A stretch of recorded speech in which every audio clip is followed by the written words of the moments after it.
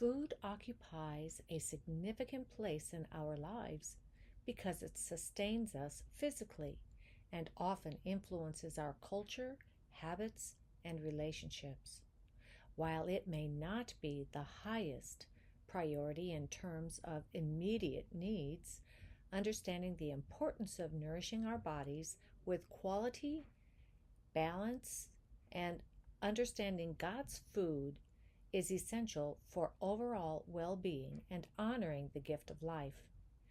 As we wrap up this series on food, let's remember that our choices in what we consume can impact our health, energy, and ability to serve others, and ultimately, they should reflect gratitude for God's provision and wisdom in stewardship.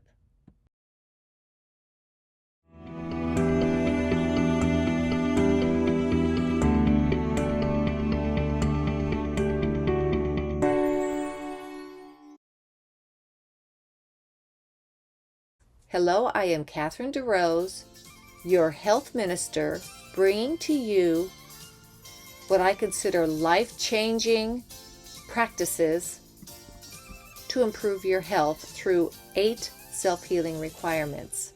And I think you would agree that we are fearfully and wonderfully made. For now, let's read our primary verse. I will praise thee, for I am fearfully and wonderfully made. Marvelous are thy works, and that my soul knoweth right well. Psalms 139 verse 14. Lord God thought of everything to keep us healthy and strong and give us specific tools to make use of. You do remember that the Lord God is our engineer, and engineers need to think about everything so that that factory is able to function properly. And He has called us to be managers of that factory and see how we are doing managing our body's factory. How would you answer this question? Why do we eat? Well, eating is a natural thing to do, right? Or, how many diets have you been on or have you tried? When you see the word diet, you see the word die in it. 90% of most people that go on diets focus on the intention of losing weight.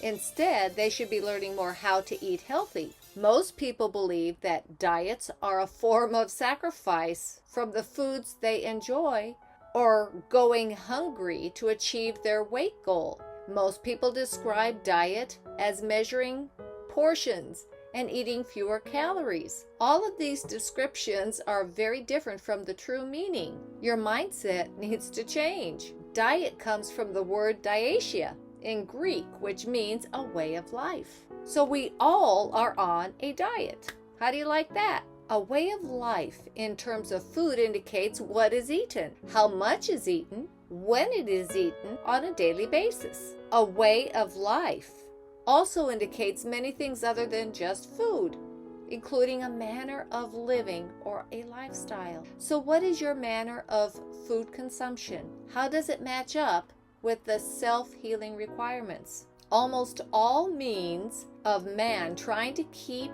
their weight down through various trendy fad diets are really ineffective. Why? Well, you have the addiction factor of food that is more powerful than any prescription weight loss pill. Most fad diets last only a short time because many return to their old eating habits. They are too difficult to maintain because they do not deal with the root cause. In addition, people are addicted to flavors and textures. Giving up those favorite foods is as hard as giving up any other drug. The good news is that giving up these foods is possible. I would encourage you to look at the pleasure trap again because of the pleasure of certain foods and how they affect us. Here's an example of the pleasure trap. Here's the dirt.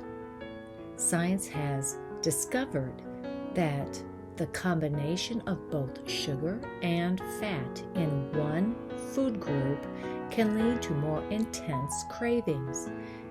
Here's what we know and how to combat overindulging. There are dedicated pathways in our vagus nerve for various things, including a pathway for fats and another for sugars, that act like separate lanes on the culinary highway. When you munch on something fatty, the fat pathways light up like a Neo sign in Las Vegas. And when you indulge in something sweet, the sugar pathway does a little happy dance. Imagine these pathways as two separate party invitations, one for fats and another for sugars.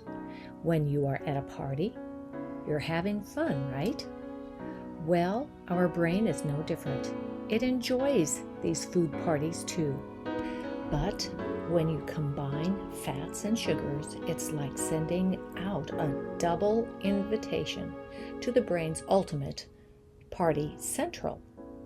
By tinkering with these pathways, you might have a shot at making healthier food choices, even in the face of those devilishly tempting treats. For further tips, please watch the previous episode, Mastering the Hidden Force That Undermines Health and Happiness, The Pleasure Trap. 25 major studies show the following evidence for optimal health and longevity. Men should not have more than half an inch of skin to pinch near his belly button.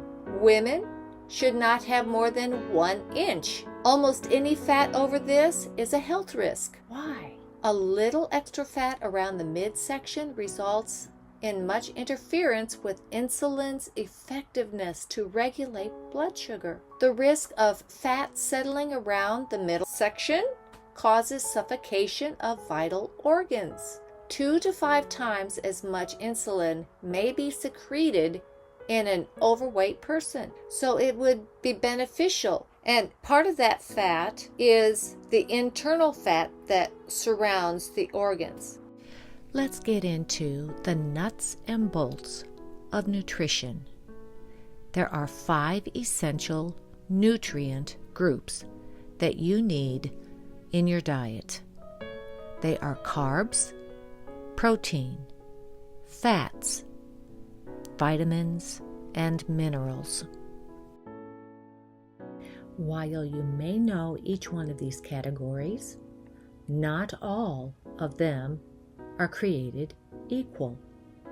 In other words, not all carbs are created equal, not all proteins are created equal, and so on. I would like to begin to explain each one of these. We'll begin with carbohydrates.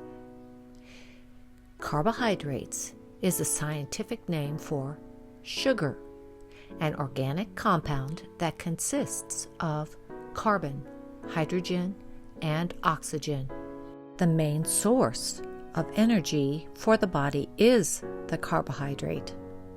It provides fuel for daily activities and bodily functions. However, managing your carbohydrate consumption must be managed. The body must adapt when you eat more carbohydrates than your body can use right away. They get converted into triglycerides, which are a type of fat stored in your fat cells. Basically, excess carbs turn into fat if your body doesn't need them immediately for energy. So it's important to balance your intake to avoid unnecessary fat storage. Why is this detrimental? It may lead to muscle loss, nutrient deficiencies, and other metabolic issues. As I've explained earlier, proteins that are needed are 8 essential amino acids. And from these, the rest of the amino acids can be made. 25 different amino acids altogether. I would like to share a couple of things about protein that you may not know. For those that eliminate carbs for high consumption of protein, particularly from animals, the amount of animal protein consumed can turn into sugar or glucose in the body depending on individual metabolism, activity level, and overall diet. If there is a deficiency of carbohydrates, the body can convert amino acids from protein into glucose through a process gluconeogenesis. Another point on animal protein is that it is linked to various health risks, including cardiovascular disease and cancer. Plant sources are associated with lower risks. Have you heard of the protein myth that you must have a lot of protein to be strong? Well, this is false. Protein is essential, but it is not the winning ingredient. So what is the winning ingredient? Well, a balanced diet with adequate carbohydrates, fats, vitamins, and minerals is equally important for overall strength and well-being. That's your winning ingredient. With cooked protein, it can begin to denature and lose its functional properties at high temperatures, around 150 degrees Fahrenheit or 66 degrees Celsius, which can greatly affect its digestibility and nutritional quality, especially with prolonged cooking. Let's just take a brief look at the amount of protein there is in fruits and vegetables. In fruits, you have between 1% to 10%, and in your vegetables, you can find anywhere from 6% to 49%. The human body is composed of approximately 15% of protein by weight, which includes muscles, enzymes, hormones, skin, and other tissues that rely on proteins for structure and function. The body continuously recycles and reuses amino acids from proteins to maintain nitrogen balance and support various functions, with a significant portion of the amino acids being reused or recycled through mechanisms. Here's the catch. Although protein is an essential building block for constructing muscles, tissues, enzymes, and many other vital components needed for growth, repair, and overall health, protein is often called a negative source of energy because it takes more energy to digest and process than it actually provides. And it can lead to increased acid production in your body. This excess acid can cause your body to leach calcium from your bones to buffer the acidity, which over time may contribute to conditions like osteoporosis and other health issues. Should you avoid fat altogether? The answer: absolutely not. Fat is essential for your brain, hormones, and even your heart. But the kind of fat matters. We definitely need fat, but it's good to remember that not all fats are created equal. Fat is super important because it gives us energy. It helps build and support our cells and is key for making and balancing hormones. It also insulates and shields our organs and is essential for many metabolic functions. Plus, fat helps our bodies absorb these important vitamins like A, D, E, and K, and it even plays a big role in keeping our brains healthy. Vitamins A, D, E, and K are stored in fat cells that allows the body to draw on these reserves when needed. This storage capability helps maintain a supply of these essential nutrients over time, but it also means that excessive intake can lead to toxicity. Omega-3 and omega-6 fatty acids are essential nutrients that must be obtained from your diet because your body cannot produce them on its own. They play vital roles in brain function, inflammation regulation, and overall cell health. Some examples of good fats are walnuts, sunflower seeds, pumpkin seeds, and sesame seeds. Also, flax seeds and chia seeds. Fat is not your enemy, but it's important to choose it wisely. Embrace the right kinds. Focus on whole food sources. Balance your intake and don't fear it. For more on this topic, please click the link below in the description box. Another place that fat is needed in our body is the myelin sheath. It is a protective fatty layer that wraps around nerve cell fibers. It acts like insulation around an electrical wire to speed up the transmission of nerve signals. It is made by specialized cells in the brain and spinal cord and the rest of the nervous system. Certain types of dietary fat, particularly healthy fats, are essential for the production and maintenance of the myelin sheath. Did you know that fats are sensitive? In order for fats to be useful to our bodies, it would be good to know these facts.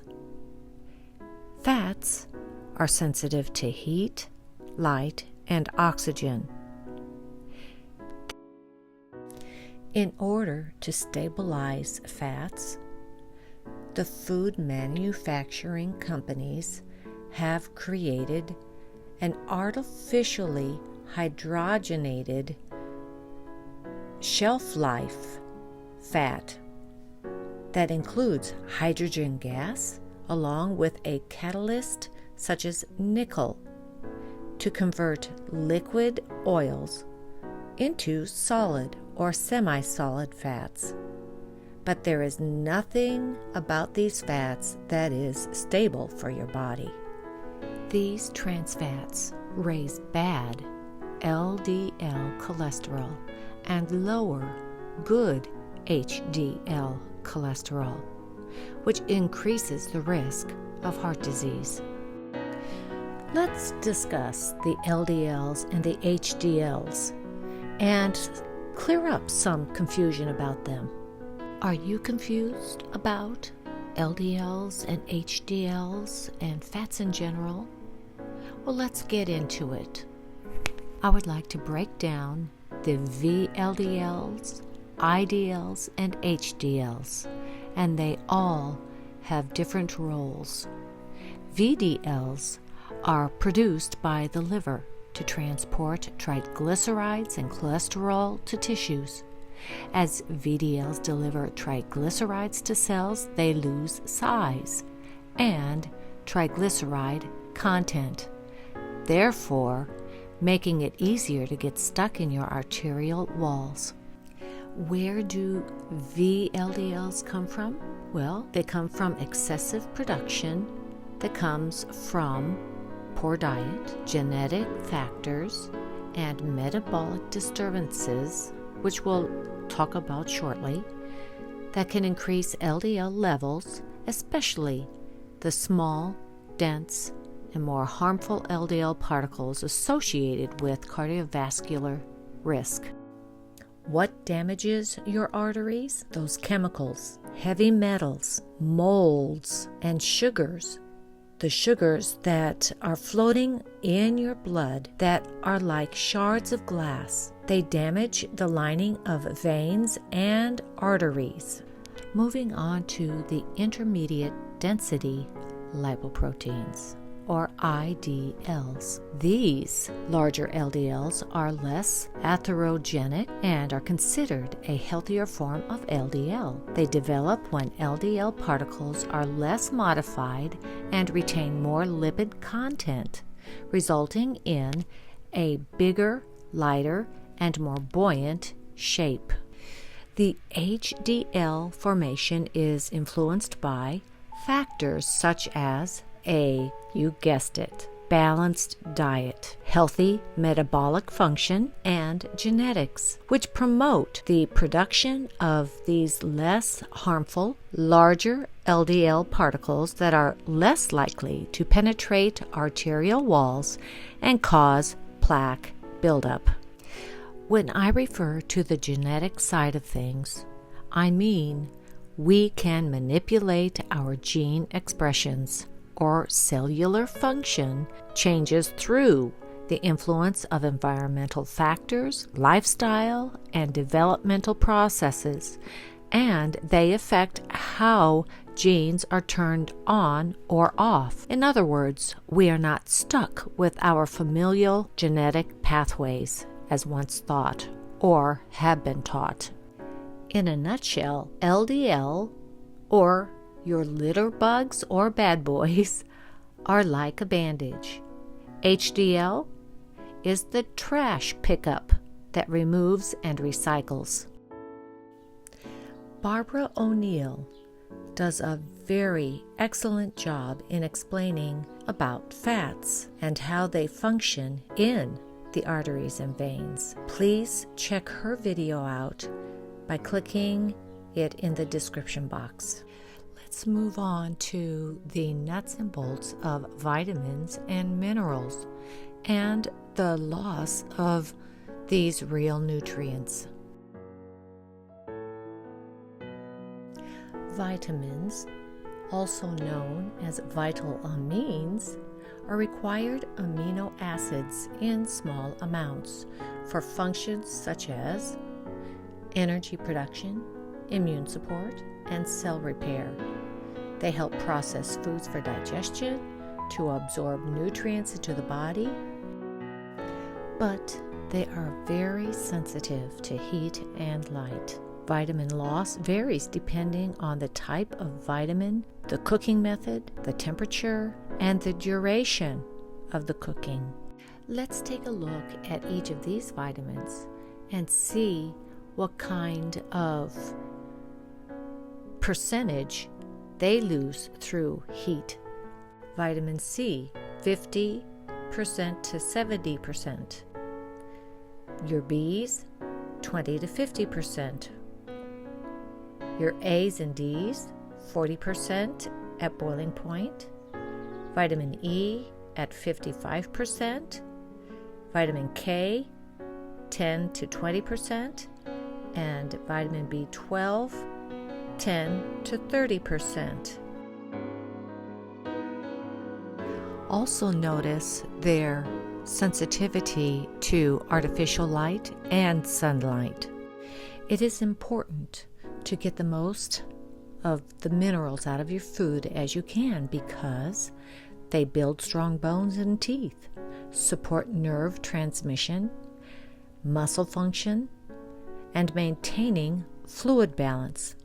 They are crucial for metabolic processes, enzyme activation, oxygen transport, such as iron in hemoglobin, and overall cellular function, ensuring the body's systems operate effectively and maintain good health.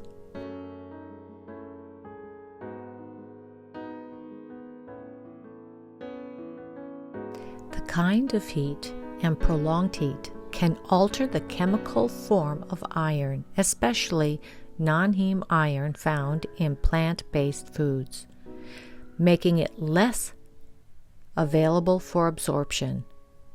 To maximize iron intake, use gentle cooking methods or consuming any remaining cooking liquids to help with the nutrient loss and waste. Minerals are generally more heat stable than vitamins, but the cooking process matters. Cooking can lead to a loss of minerals in foods, particularly vegetables, with average losses ranging from 60 to 70% compared to raw foods. As you can see from this chart, minerals are leached into water, reduce the absorption of nutrients such as phytates, caused in grains and legumes, polyphenols in tea and coffee, and calcium in dairy, which bind to iron and prevent its absorption in the digestive tract.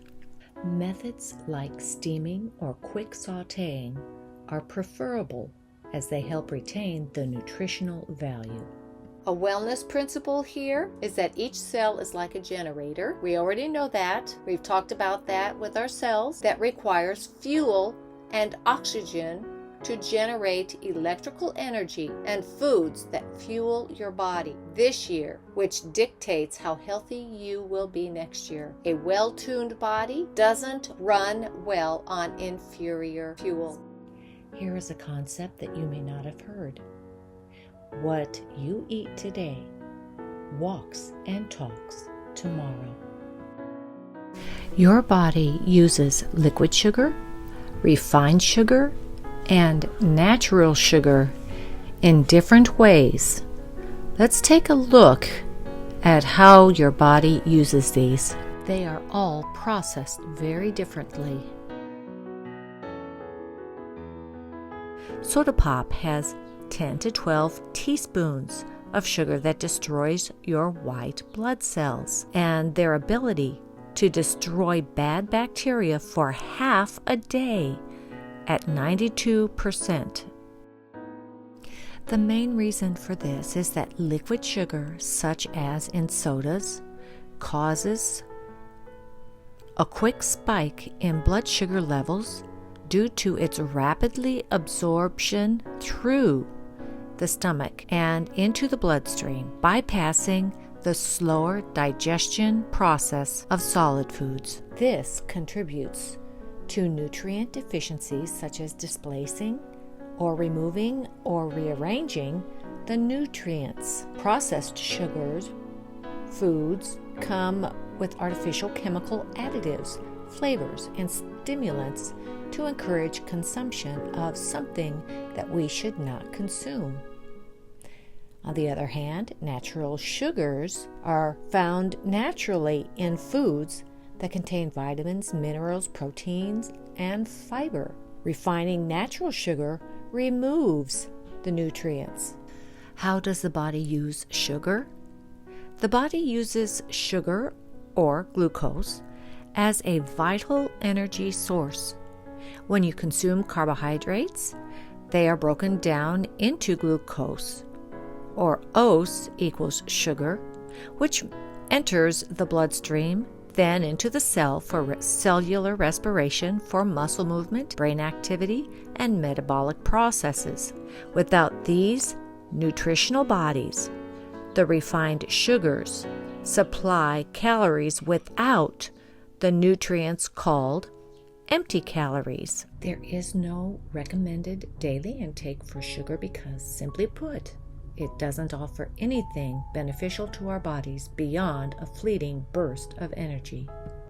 Natural sugars, such as those found in fruits, vegetables, are broken down into simple sugars like glucose during digestion. Once absorbed into the bloodstream, glucose serves as a primary energy source for cells, fueling vital functions such as brain activity, muscle movement, and metabolic processes. Natural sugars are generally accompanied by fiber, vitamins, and minerals, which help regulate blood sugar levels and support overall health, unlike your refined sugars and liquid sugars. Where is natural sugar stored, and how do you lose it? The liver acts as a central storage site, regulating blood sugar levels by releasing glucose into the bloodstream when needed. The muscles store glucogen primarily for their own energy use during physical activity. Excess glucose can be converted into fat and stored in the adipose tissue for long-term energy reserves. The body loses natural sugars primarily through metabolic processes that use glucose for energy, with excess glucose being stored or expelled. When the body needs energy, it breaks down glycogen stored in the liver and muscles into glucose, which is then used by cells. During physical activity or fasting, glucose is utilized, reducing blood sugar levels. Then we have the lose it category. The body loses sugars through cellular respiration, which glucose is broken down to produce energy, with carbon dioxide and water as byproducts, which are excreted through breathing and urination. The bottom line is that quality over quantity is best for your health. And the types of calories you consume dramatically impacts your health and well-being.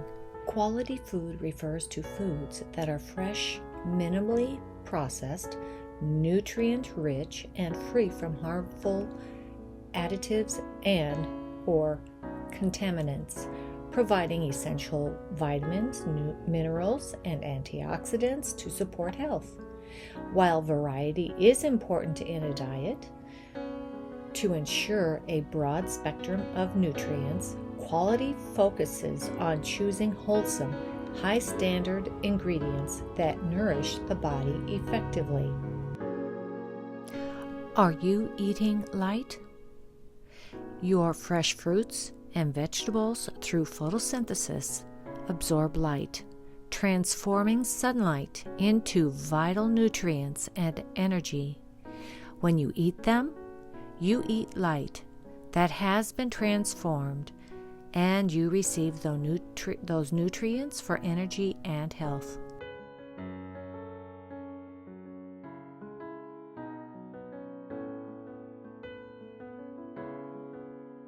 The second bottom line is this: only 5% of disease outcomes can be attributed to genetics. Did you know that? The remaining 95% is determined by lifestyle, what we eat, drink, absorb, and do daily. You most definitely can better your life with the choices you make. The catch is, you get to choose what life you want. So since the choice is yours, choose well by educating yourself and then doing it daily. The golden rule to live by is Galatians 6, verse 8, which says, "For he that soweth to his flesh shall of the flesh reap corruption, but he that soweth to the Spirit shall of the Spirit reap life everlasting." Let's take a deeper look at this sowing and reaping concept. This rule goes with any decision we make in life. The works of the flesh manifest evil in both the physical and spiritual realms. Take the challenge of eating good things for the health of your body, and you will reap positive results. At the same time, take the challenge of taking care of your spirit man, feeding on the Word of God, which has even more benefits. Please do me a favor. Would you like this video by giving it a thumbs up if you understand this concept and agree with it, even though you may not like it? Deuteronomy 30, verse 19. And it says, "I have set before you life and death, blessing and cursing. Therefore choose life, that both thou and thy seed may live." Live your best life now and to the fullest for His glory.